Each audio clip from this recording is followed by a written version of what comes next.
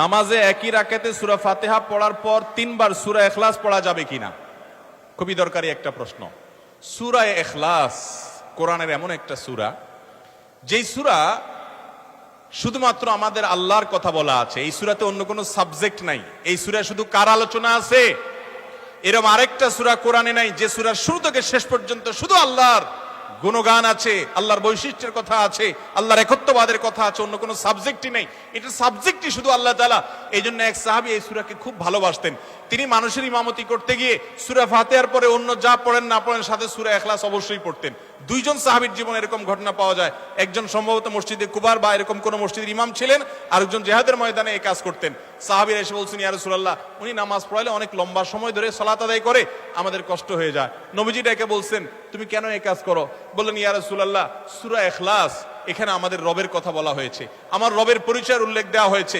এটার নামই সূরা ইখলাস, তাওহীদকে খালেজ করার সূরা, শিরক মুক্তির সূরা, আমার রবের গুণের সূরা। এখানে অন্য কারোর ইস্যু নাই, শুধু আমার আল্লাহর কথা বলা আছে। এই জন্য সূরার মর্মটা, এর অর্থটা আমাকে খুব স্পর্শ করে, আমার খুব ভালো লাগে। এই জন্য সূরা ফাতিহার পরে অন্য যা পড়ি না পড়ি, অতিরিক্ত সূরা হিসাবে, সূরা মিলার অংশ হিসাবে সূরা ফাতিহাটা আমি অবশ্যই পড়ি। নবী করিম সাল্লাল্লাহু আলাইহি সাল্লাম বলেছেন, এই সূরার ভালোবাসায় তোমাকে জান্নাতে নিয়ে যাবে।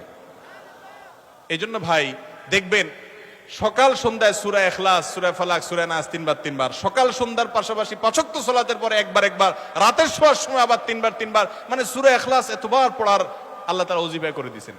আমরাও সূরা ফাতিহা সবচেয়ে বেশি পছন্দ করি।